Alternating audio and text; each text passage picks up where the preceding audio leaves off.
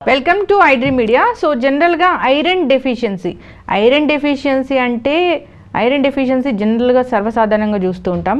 ఇది most common problem అయినా most serious problem అని కూడా చెప్తూ ఉంటారు ట్రీట్ చేసుకోకపోతే. ఉమెన్లో చూస్తూ ఉంటాము, కానీ మేల్లో కూడా ఈ ప్రాబ్లం ఉంటుంది. ఎందుకు, ఎంత ఉంటే ఐరన్ సఫిషియెంట్గా ఉన్నట్లు పూర్తి వివరాలు తెలుసుకుందాం. మనతో పాటు ప్రముఖ internal medicine specialist doctor Rajesh Ukkala గారు ఉన్నారు. డాక్టర్ గారు నమస్తే అండి. నమస్తే.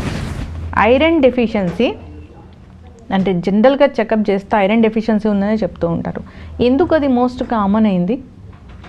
సో అది మోస్ట్ కామన్ అవ్వడం అనేది ఆల్మోస్ట్ 30-40 ఇయర్స్ నుంచి ఇండియాలో ప్రెగ్నెన్సీలో చాలా ఎక్కువగా ఫ్రీక్వెంట్గా అబ్నార్మల్గా కనిపించే క్రైటీరియా ఐరన్ డెఫిషియన్సీ ఎనీమియా.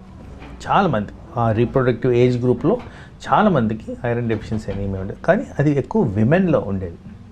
ఇప్పుడు మీరు ఇంట్రడక్షన్లో ఏదైతే చెప్పారో మెన్లో కూడా ఎందుకు కనబడుతుంది, వాస్తవానికి ఈ మధ్యకాలంలో ప్రాక్టీస్లో నేను గమనించేది ఏంటంటే పోషకాహారాల విలువలు కోల్పోయిన బ్లడ్ రిపోర్ట్సే ఎక్కువగా ఉన్నాయి.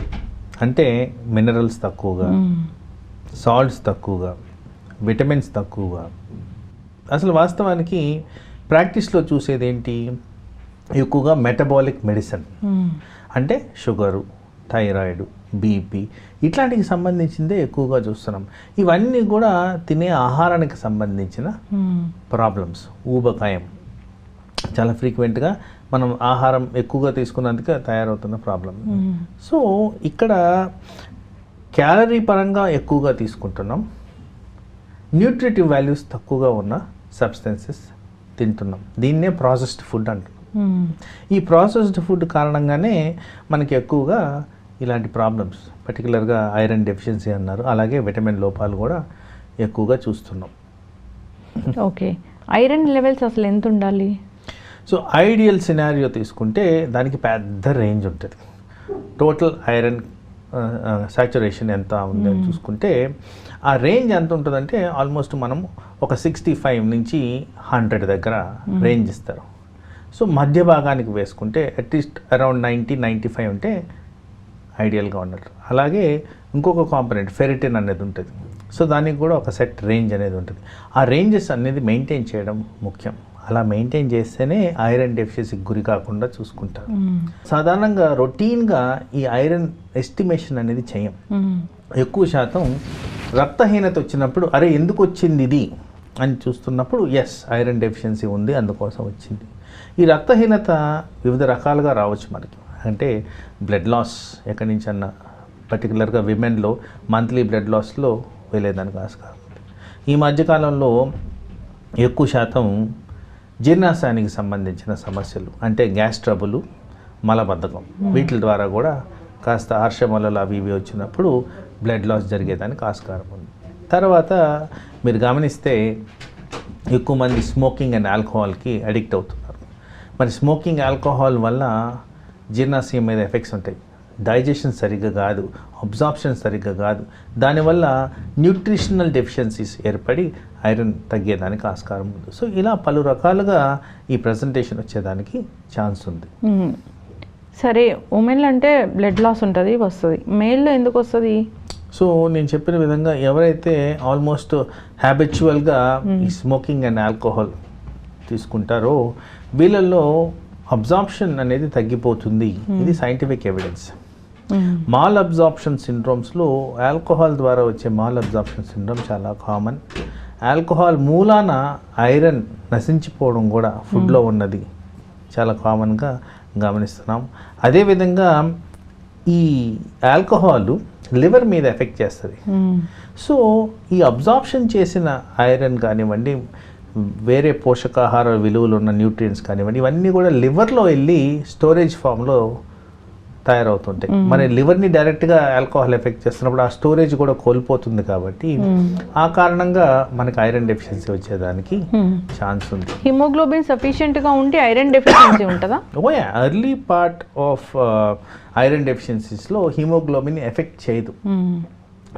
హిమోగ్లోబిన్ కాకుండా కణాలు ఉంటాయి, ఎర్ర కణాలలో ఒకట్ల సైజు, కలరు కనపడడం అనేది మార్పు ఉంటుంది. దాన్నే మేము మైక్రోసైటిక్ హైపోక్రోమిక్ అనీమియా అంటాం, ఆర్ మైక్రోసైటిక్ హైపోక్రోమిక్ స్ట్రక్చర్ అంటాం. సో ఇవన్నీ కూడా మైక్రోస్కోప్లో కనిపించే స్మాల్ డిఫరెన్సెస్. ఈ స్టేజ్లో కనుక్కోగలిగితే మేజర్గా ప్రాబ్లం కాకుండా మనం అవాయిడ్ చేసుకోవచ్చు. ఐరన్ డెఫిషియన్సీ వచ్చింది అంటే ట్యాబ్లెట్సా, ఇంజెక్షనా, ఫుడ్డా? అది డెఫిషియన్సీ కారణం ఏంటి?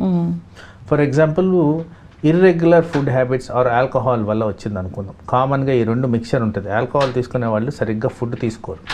మరి ఇలాంటివి సెట్ చేసుకోకపోతే మీకు అది ప్రోగ్రెస్ అయ్యేదానికి ఛాన్స్ ఉంది.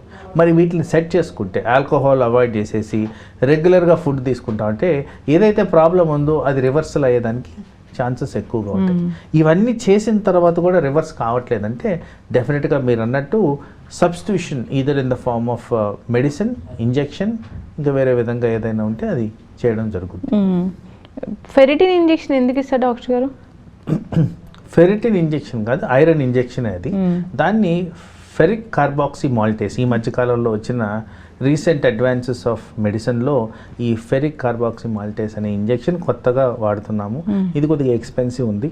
ఇది ఎవరికైతే ఐరన్ ట్యాబ్లెట్లు సూటబుల్గా పనిచేయట్లేదు, ఎవరికైతే ఐరన్ ట్యాబ్లెట్ల మూలాన సైడ్ ఎఫెక్ట్స్ ఎక్కువగా ఫేస్ చేస్తుంటారో, తరచుగా వచ్చే సైడ్ ఎఫెక్ట్స్ ఏంటంటే నోట్లో మెటాలిక్ టేస్ట్ రావడం, గ్యాస్ ట్రబుల్, అజీర్ణం, bloating of stomach, constipation, diarrhoea, ఇది చాలా ఫ్రీక్వెంట్గా గమనిస్తూ ఉంటాం. వాంతులు అయిపోవడం. సో ఇలాంటి వాళ్ళల్లో ఈ ఇంజెక్షన్ ఇవ్వడం అనేది జరుగుతుంది. ఆ ఇంజెక్షన్ ద్వారా రిజల్ట్స్ కూడా చాలా బాగా చూస్తున్నాం. సో మంచి result, correction of iron deficiency చాలా ఈజీగా అయితే జరుగుతుంది. ఐరన్ ట్యాబ్లెట్స్ ఎందుకు? ఐరన్ ట్యాబ్లెట్స్ చిన్నపిల్లలకి ఇస్తే కూడా ఐరన్ ట్యాబ్లెట్స్ వాళ్ళకి చాలా డిస్కంఫర్ట్ వచ్చింది అట్లా చెప్తూ ఉంటారు. ఎందుకు డాక్టర్? సో ఈ ఐరన్ అనేది స్ట్రక్చర్ ఆఫ్ ఐరన్ కొద్దిగా స్టమక్ని ఇరిటేట్ చేస్తుంది. సో ఆ కారణంగా గ్యాస్ ట్రబుల్ సహజంగా రావడం గ్రహిస్తాం. పర్టికులర్గా చిన్నపిల్లల్లో వాళ్ళు టెండర్ ఏజ్లో ఉంటారు కాబట్టి ఈ ఎఫెక్ట్స్ కాస్త ప్రొనౌన్స్డ్గా ఉంటాయి. సో వాళ్ళకి నచ్చదు. సో అందులో ఆ ట్యాబ్లెట్ మీద నెగిటివ్ సైడ్ ఎఫెక్ట్స్ ఎక్కువగా ఉన్నట్టు మనం గమనిస్తూ ఉంటాం. ఎందుకు మనం కొన్ని గవర్నమెంట్ స్కూల్స్లో ఇష్యూ అయింది కానీ కూడా మనం చూసామండి ఐరన్ ట్యాబ్లెట్స్. అంత డేంజరా?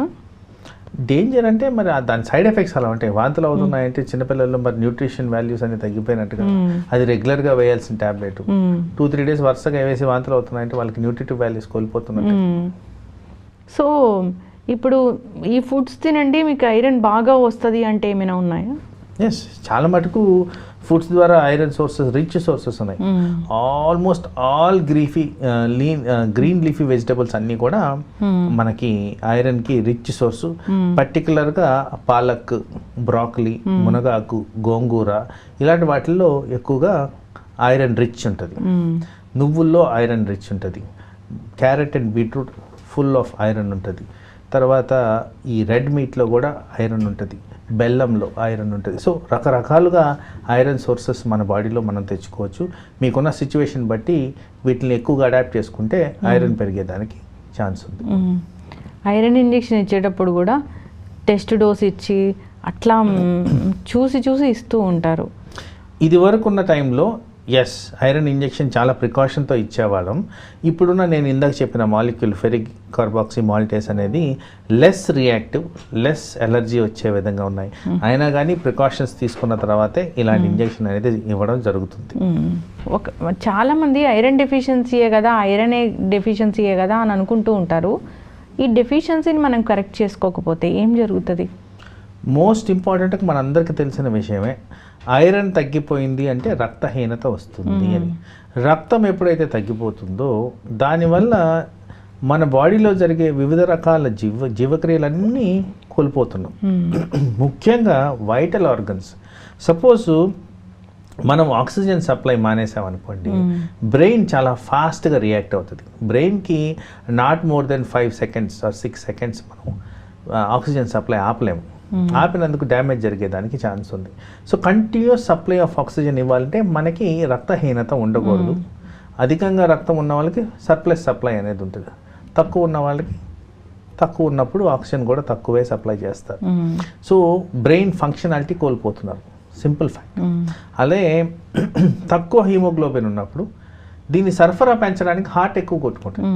మరి హార్ట్ మీద ఒత్తిడి, డబల్ ద టైం వర్క్ చేయాల్సిన పరిస్థితి వస్తుంది కాబట్టి అది కూడా మనకి ప్రాబ్లం. అలా చెప్పుకుంటూ పోతే ఆల్మోస్ట్ ప్రతి కణానికి సంబంధించి ఈ ఐరన్ లోపం వల్ల ఎఫెక్ట్స్ అనేవి జరుగుతాయి. రీసెంట్గా మనం చాలా మందిలో గమనించేది హెయిర్ ఫాల్, చాలా ఫ్రీక్వెంట్గా గమనిస్తున్నాం. మరి హెయిర్ ఫాల్కి డైరెక్ట్గా ఐరన్కి కనెక్షన్ ఉంది, ఎందుకంటే దానికి ఇచ్చే న్యూట్రిషన్, పోషకాహార విలువలన్నీ కూడా ఈ బ్లడ్ ద్వారానే సరఫరా అవుతాయి కాబట్టి అది లోపించినందువల్ల హెయిర్ కోల్పోతున్నారు. సో అట్లా సింపుల్ థింగ్ నుంచి major structures like brain, heart కూడా ఈ ఐరన్ లోపం వల్ల ఎఫెక్ట్స్ జరుగుతున్నాయి కాబట్టి చాలా వైటల్ అండ్ ఇంపార్టెంట్ ఎలిమెంట్ మన బాడీలో. హిమోగ్లోబిన్ అసలు 12 ఎవరికి ఉంటుంది డాక్టర్ గారు? ఫీమేల్లో అసలు ఎప్పుడైనా చూసారా 12? మోస్ట్ కామన్గా యాక్టివ్ రీప్రొడక్టివ్ ఏజ్లో ఉన్న వాళ్ళల్లో అందరిలో కూడా తక్కువ ఉండడం సహజమే. ఎందుకంటే దాన్ని ఎక్కువ శాతంలో నా ఉద్దేశంలో నెగ్లెక్ట్ చేస్తున్నారు. దాని మీద ఫోకస్ లేదు, దాని మీద అవగాహన లేదు, దాన్ని ఎలా కరెక్ట్ చేసుకోవాలో ఐడియా కూడా లేదు. సో ఐడియల్ సినారియో చూస్తే ఏమో వీళ్ళు కరెక్ట్ చేసుకోవడం ముఖ్యం. ఐడియల్ మీరు అన్నట్టు అరౌండ్ 12 to 14 హిమోగ్లోబిన్ మెయింటైన్ చేస్తే వాళ్ళకి హెల్త్ పరంగా బెనిఫిషియల్ ఎఫెక్ట్స్ ఉంటాయి. ఈజీగా అలసిపోవడం ఉండదు, కాన్సన్ట్రేషన్ బెటర్గా ఉంటుంది, కెపాసిటీ, ఫంక్షనల్ కెపాసిటీ బెటర్గా ఉంటుంది. తర్వాత మోస్ట్ ఇంపార్టెంట్గా బాడీలో ఉన్న ఇమ్యూనిటీని మనం బాగా పెంచుకొని డిసీజ్ రాకుండా కాపాడుకోవచ్చు.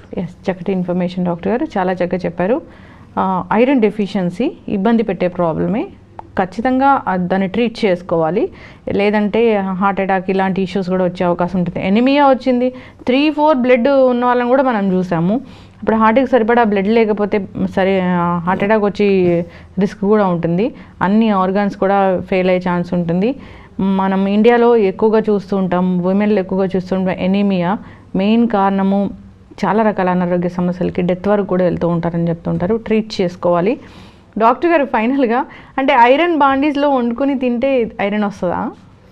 టు అన్ ఎక్స్టెంట్ ఎస్ వస్తుంది, బట్ అది సఫిషియెంటా కాదా అనేది కూడా చూసుకోవాలి. ఎంత వస్తుంది అనేది రిలేటివ్లీ వేరియబుల్, సో అందుకోసం that is not recommended. Yes, చక్కటి ఇన్ఫర్మేషన్ డాక్టర్ గారు, చాలా చక్కగా చెప్పారు. అందరు ఫాలో అవ్వాలని కోరుకుందాం. ఐరన్ డెఫిషియన్సీ ఇబ్బంది పెడుతున్న ప్రాబ్లము డాక్టర్ దగ్గరికి వెళ్ళాలి. ఇప్పుడు అసలు ఫ్యామిలీ ఫిజిషియన్స్ లేరు. ఫ్యామిలీ ఫిజిషియన్స్ ఉన్నారనుకోండి, వాళ్ళు గైడ్ చేస్తూ ఉంటారు మనకి ఎప్పుడు టెస్టులు ఏంటి అనేది. అలాంటి సిస్టమ్ వస్తే బాగుంటుంది డాక్టర్ గారు. ఎందుకు ఫ్యామిలీ ఫిజిషియన్స్ మిస్ అయ్యాం మనం? జనరల్గా మీరు గమనిస్తే ప్రతి ఒక్కరు స్పెషాలిటీ, మీరు కూడా ఏదైనా అడ్వైస్ అడగగానే స్పెషాలిటీ అంటారు, కానీ ఫిజిషియన్ దగ్గర మనం చెప్పేవాళ్ళు అడ్వైజర్సే లేవు. సొసైటీలో స్పెషాలిటీకి వెళ్తేనే గొప్ప అనే తరుణంలో ఉంది. నేను బ్రిటన్లో ట్రైన్ అయ్యాను. బ్రిటన్లో నేను కార్డియాలజీ చేసే టైంలో నేను ఫిజిషియన్ కూడా చూసేవాడిని. ఇది అది అనేది కాకుండా ప్రతి కేసు చూసి మా కేసులు ఏవైతే కార్డియాలజీకి సంబంధించినయో అవే నేను తీసుకెళ్ళి ట్రీట్మెంట్ ఇచ్చేవాడిని. మిగతా ఏ స్పెషాలిటీకి పంపించాలో ఆ స్పెషాలిటీ. సో అట్లా అక్కడ ట్రైనింగ్లో ఎలా ఉందంటే almost every speciality general medicine అనేది చేయాల్సిందే, అంటే జనరల్ మెడిసిన్ ప్రాక్టీస్ చేస్తూ స్పెషాలిటీ ప్రాక్టీస్ చేస్తారు.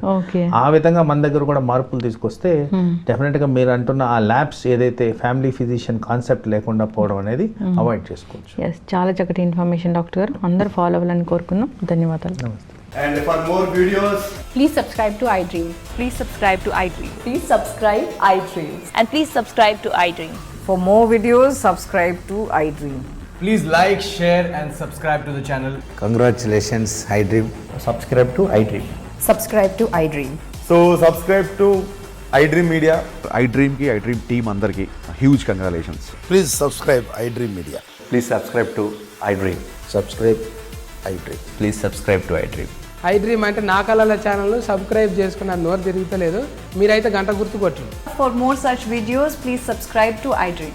Subscribe to iDream. Please subscribe to iDream. Please subscribe iDream Media. Please do subscribe to iDream. Please subscribe to iDream Media. For best entertainment and information, please subscribe iDream. And don't forget to subscribe to iDream.